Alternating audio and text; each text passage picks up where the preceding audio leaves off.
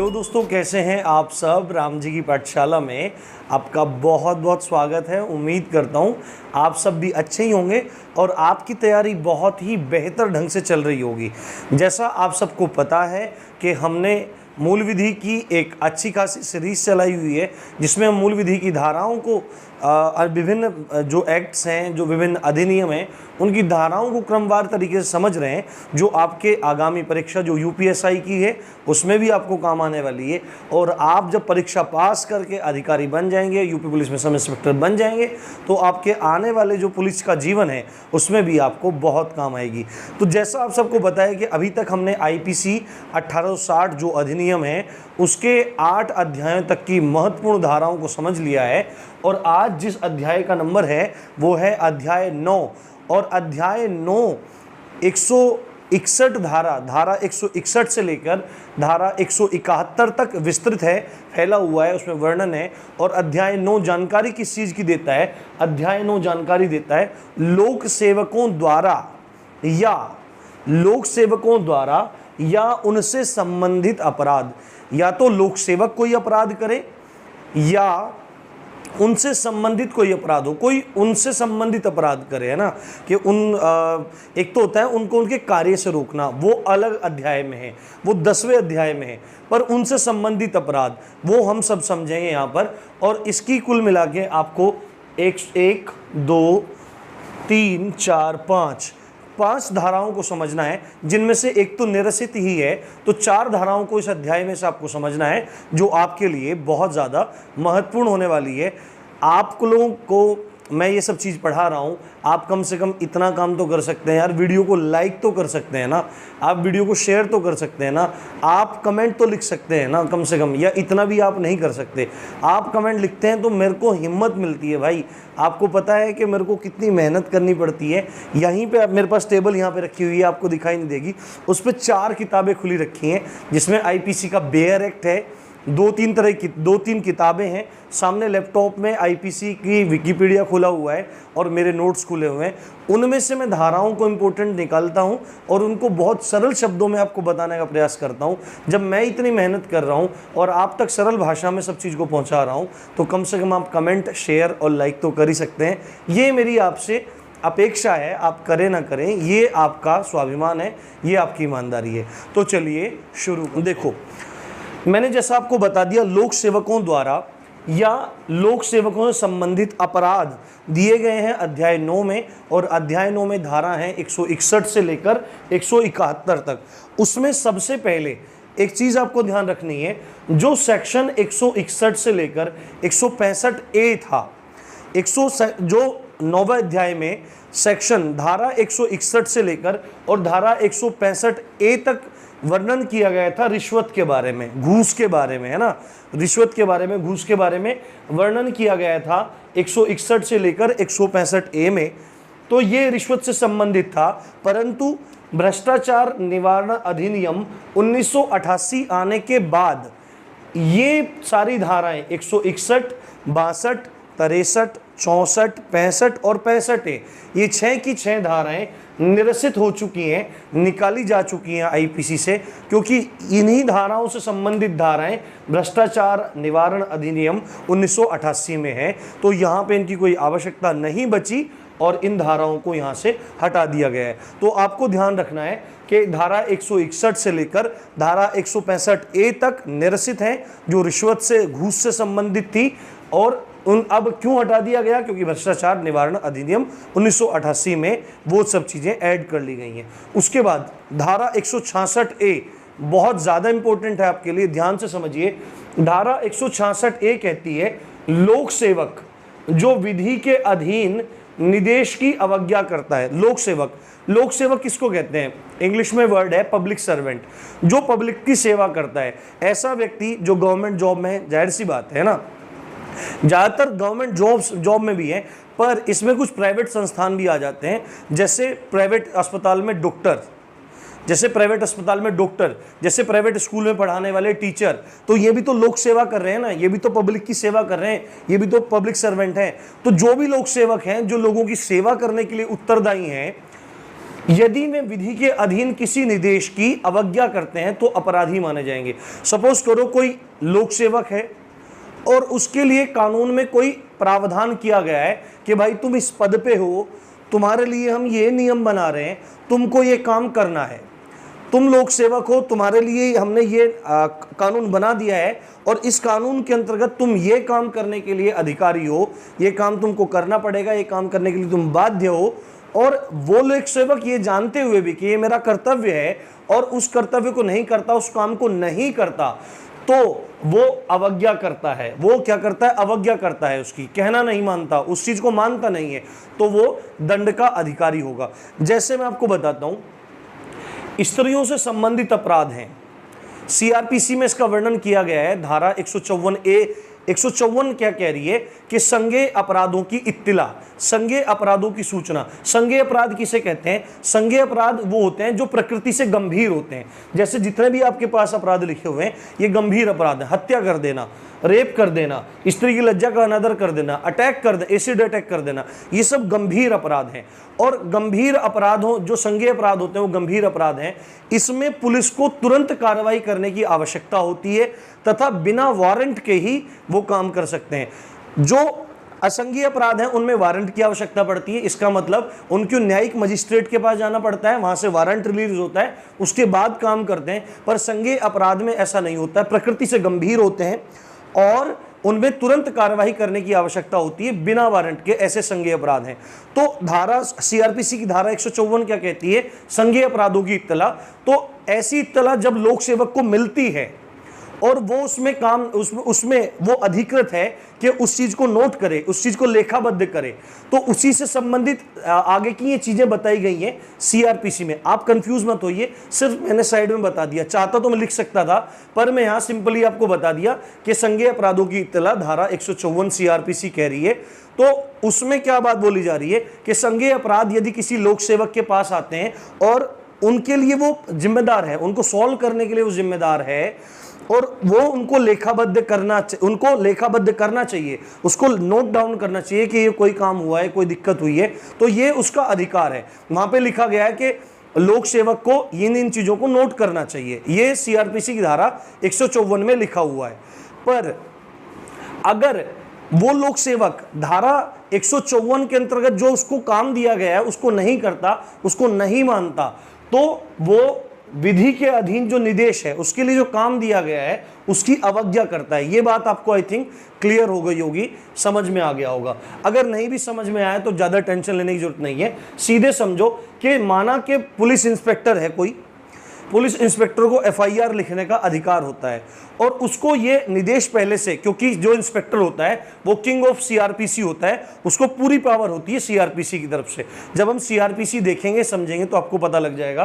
तो उसको अधिकार है कि वो एफआईआर लिखे, उसके लिए निर्देश लिखा हुआ है सीआरपीसी में कि वो 326A बी के मामले में, 354A से डी के मामले में और धारा 509 के मामले में, धारा 370 के मामले में, धारा 376 और धारा 376A से ई के मामले में उसको एफआईआर नोट करना चाहिए तुरंत, ऐसा लिखा गया है वहां पे।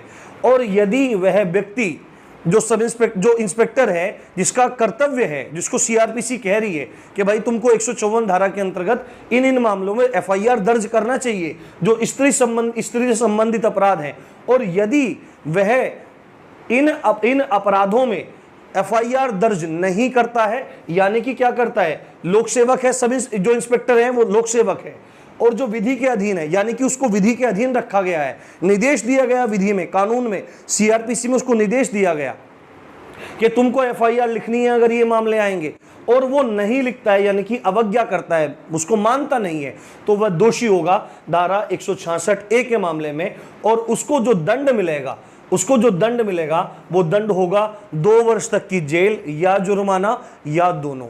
आई थिंक आपको बात समझ में आ गई होगी, क्लियर हो गई होगी बात। अब मैं एक बात आपको बता देता हूं कि इन कौन कौन सी धाराएं ये हमको आगे भी जाके पढ़नी है।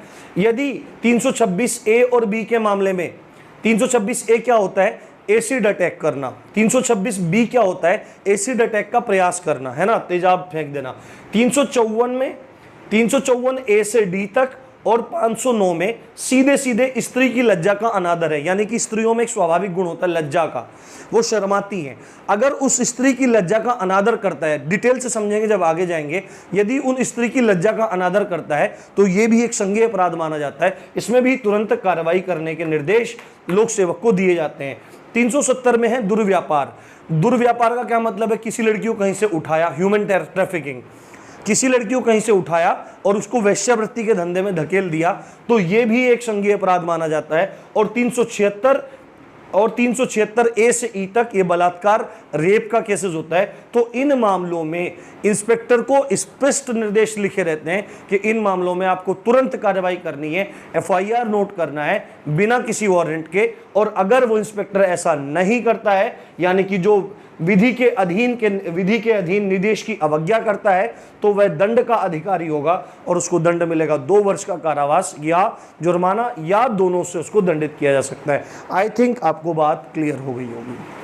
उसके बाद धारा 166B बहुत इंपॉर्टेंट है, आपको काम आने वाली है। एक वीडियो आपने अभी कुछ दिन पहले हो सकता है देखी होगी कि एक पुलिस इंस्पेक्टर है, लड़का सब इंस्पेक्टर है कोई, और वो जिला अस्पताल में या कहीं अस्पताल में बहस कर रहा है कि आप इसका इलाज करो, आप इसका इलाज करो, और जो डॉक्टर है वो मना कर रहा है। तो अब आपके पास शक्ति है, आप उसकी वाट लगा सकते हो। कैसे लगा सकते हो? ये चीज़ें आपको पता होनी चाहिए कि यदि कोई व्यक्ति, यदि 166B क्या कहता है, पीड़ित का उपचार न करने पर, अगर पीड़ित है कोई भी किसी भी बीमारी से, किसी दुर्घटना से, किसी भी कांड से, किसी भी अपराध से, अगर शरीर में क्षति हुई है और उसको उपचार की आवश्यकता है और वो अस्पताल में जाता है और उस अस्पताल में उस पीड़ित का उपचार नहीं किया जाता, मना कर दिया जाता है, तो वह अस्पताल दोषी होगा।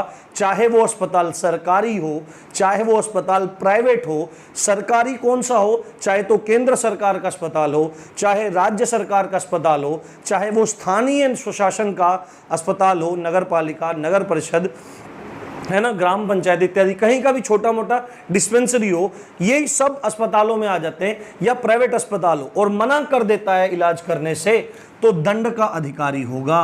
कितने दंड का अधिकारी होगा? चाहे कोई डॉक्टर हो या कौन हो, अगर डॉक्टर होगा तो भी दंड मिलेगा, या पूरा प्रशासन होगा, पूरा मैनेजमेंट होगा तो भी दंड मिलेगा।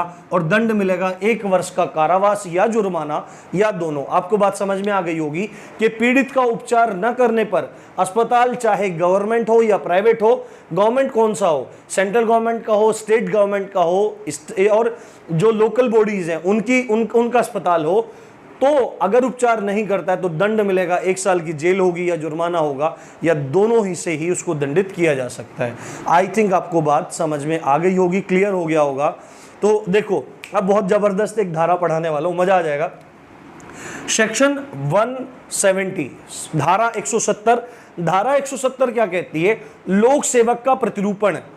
लोक सेवक का प्रतिरूपण क्या है कि यदि कोई लोक सेवक है, जैसे कोई डीएम साहब हैं, एसएसपी साहब हैं, कप्तान साहब हैं, इंस्पेक्टर साहब हैं, सब इंस्पेक्टर हैं, या कोई भी अधिकारी है, और दूसरा कोई व्यक्ति उनके रूप का प्रतिरूपण करता है, यानी कि छद्म रूप धारण करता है, उन्हीं के जैसा लगना चाहता है, उन्हीं के जैसा बन के घूम रहा है, उन्हीं की तरह से काम कर रहा है, तो ये है लोक सेवक का प्रतिरूपण, यानी लोक सेवक के मिथ्या रूप को धारण करता है। कोई लोक सेवक है, सपोज करो कोई एसपी साहब हैं, तो उन एसपी साहब की कहीं छुट्टी हो गई, मतलब छुट्टी पे चले गए, या किसी कारण से वो मिसिंग हो गए, तो उनकी जगह पे आके वो काम करने लगा।